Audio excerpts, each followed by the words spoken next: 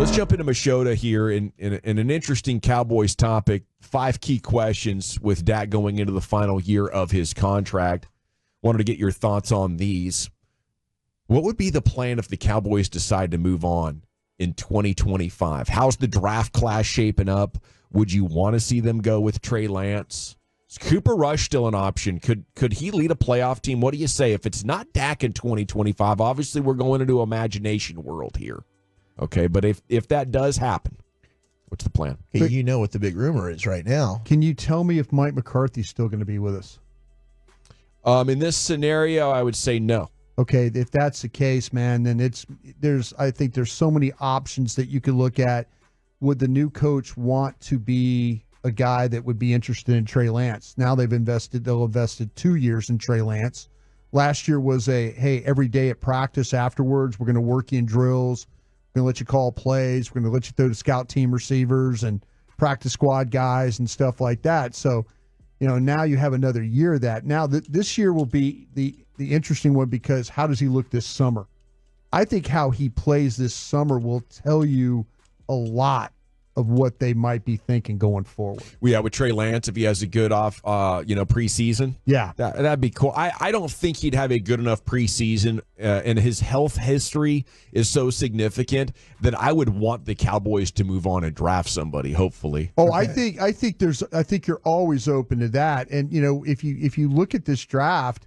I mean, and I don't know if they could do it in this draft, but the middle of the board on this draft is not bad with the quarterbacks that you have out there. I mean, everybody's talking about the top ones. Could you draft another guy this year with Lance sitting there and Rush sitting there in the middle of the draft? They're able to use a quarterback this year. I'll tell you what, if you found a way to get extra picks, I'd absolutely. Maybe our you guy take Tulane. Rattler. I like Michael Pratt a lot. I'll tell you what, though, they sent their quarterback coach to work him out at Tulane. Pratt is good. Yeah. So he's kind of like this year's Aiden O'Connell for me. But see, the problem is Mike McCarthy, if he's thinking about, man, I can't get rid of veteran players that can help me win games. I mean, he's not in a help you rebuild mode right now. That's why I don't think they're going to take quarterback this year. The big rumor right now that Ryan Clark's been putting out there, other people are suggesting after what Deion Sanders said about he's going to be a little bit selective on where Shedeur Sanders goes. Shedeur's the best quarterback for next year's draft class. Taking a peek ahead, it's not that good. No. Right now, Shedeur would be the best. He'd love Shedeur to be a Cowboy. Yeah. Now, can they actually make that happen? I don't know.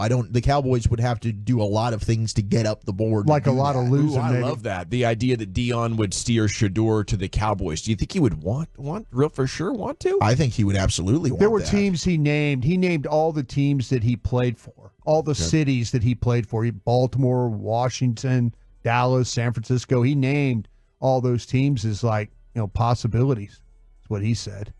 Oregon State ran a great high-low, and they get Beers open for a layup, and they go up 67-63 with 26 seconds to go. The Irish are going to need a big hoop and a foul and some help or a steal, but they have to execute, and Oregon State has been the better team for the majority of this contest. Okay, that's the first question. Will be the plan if the Cowboys decided to move on in 2025 there from Machota. Why wouldn't Prescott just take a team-friendly deal? He'll be 31 in July. He's made over $200 million career earnings. I think that one is, fairly self-explanatory. Very few players do. And I don't think he could take a big enough pay cut to give himself a better chance of winning the Super Bowl. And I don't know. I don't think it's an appropriate question to be asking, players. Why wouldn't the Cowboys just give him what he wants?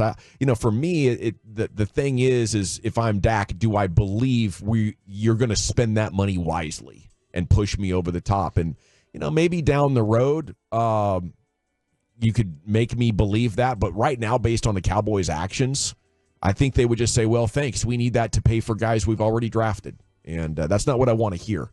If I could get a guarantee that you're going to be very aggressive with team building, and I'm going to free up like $20 million for 2 years in a row, and I can see a tangible difference in the players that you've added to try to get me a Super Bowl while I'm still in the prime. Maybe because of the opportunity to be on the Cowboys compared to other teams, I might be able to make that cash flow up. But right now, the idea that you would sacrifice a little money and the Cowboys would take that and have it spell championship is unfortunately a cruel joke on everybody involved. Well, the fact that they've let him get to this point, he's seeing no loyalty there. The fact that they're letting the head coach go all the way to the end, there's no loyalty there.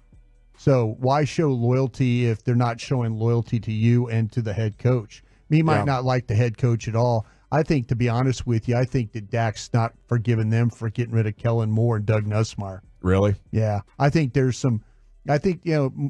puts on a brave face talking about a lot of things. I think if you had a beer with him, sat down at a crawfish boil, he would probably tell you that it pissed him off that he lost those coaches.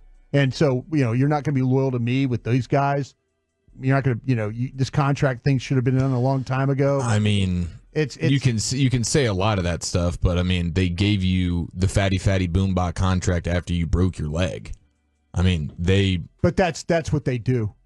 They give contracts to injured players. Am I right about that? Unfortunately, you are right about that. That is a bit of their MO, but they did it for you. So, but Dak he would have to get a new agent to do something like that too. And there's also those things about like the Players Association and not wanting to. They frown on that. Yeah, they want you to keep raising the bar on the quarterback contracts for the others. Right. He's got no reason to give them any breaks. No, yeah, and I think from the Cowboys' perspective, I'm not really blaming them for dragging this out. The agent is the one acting different than the norm. The agent is the one making it very difficult to get a contract done now because they're like, nope, we're going to hold out until the very end, and we want to see what the salary cap goes up to, and we want to be paid on an escalating way into the future because the cap is going up, and if you're not willing to do that, if you're not willing to give us the most money for any quarterback, I'm actually looking for the Cowboys to get more cynical about this. And that's what I would like to see happen. Them draw a line in the sand and be like, no.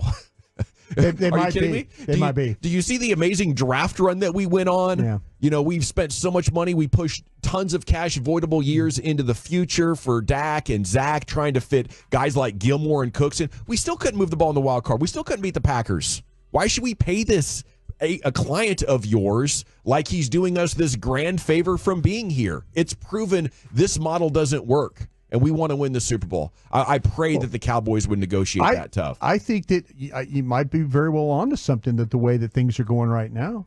I hope so, but the history tells me this is just them waiting until the end because they like to let the deadline make the deal. Yeah, right. It's like the deadlines make the deals. But I like the way of thinking that you're laying out there. I think that's a great way to bargain. It's like, look, you've been fantastic. You were an MVP runner-up. You've had great success in the regular season. I'm done. Yeah, what do we have to show for it in the postseason? Yeah, what bargaining are you doing? Yeah. He holds every advantage you got. I'm excited to see him play for another team that we can easily shut down if you can't run the football. Unless he doesn't really want to leave. I want that working for us instead of against us. If he doesn't want to leave, we're going to find out about that. We're going to find out how he values it and how much he's willing to tell his agent, be quiet, this is where I want to be, and I'm willing to play here for 45. I'm going to make it up in endorsements, and I would really, push back on that way because the downside is, okay, we have to go find another quarterback. Yeah. And guess what? Teams are letting top 10 to 15 quarterbacks go because they realize themselves this model is not creating Super Bowl out of it. So if we go a couple of years with this and we're like, oh no, we don't have a pretty good quarterback, another pretty good quarterback is going to be available. And guess what? For significantly less than Dak is asking. Once the spell is broken that a quarterback was drafted and blew up into franchise quarterback, once they're out there, their value drops significantly. Those are the kinds of pretty good quarterbacks you should be snatching up, not trying to pretend like your dude's elite to sell season tickets. I think that's the reason why the Cowboys won't do this, and until they break themselves of that habit of building TV stars and instead building a Super Bowl roster, we're going to find ourselves back in the same spot with the next guy. Yeah, probably. We have to hope that they can get the cap in order, draft a guy, and then you legit have a 3-year window where the Cowboys Super Bowl winning strategy could work, where you haven't paid the quarterback yet, and you have the cap space to build out the rest of the roster. That's how it could work. And so it's no disrespect to Dak. It's crazy. He is one of the best athletes in the entire world. But the Cowboys' lack of understanding on how to Super Bowl team build makes it impossible to win with him. And that just sucks. Best of luck somewhere, Dak. But I said it yesterday, and I truly believe it. If he does go to the Saints, it will help both organizations. The Cowboys can be back in the small window of time where their team-building strategy would actually possibly spell Super Bowl. You actually have a chance of it. And Dak is going to go to an organization that understands how you ride the salary cap roller coaster for success and team-building optimization. And I can't believe we're still sitting here talking about the Cowboys in this light, in this way.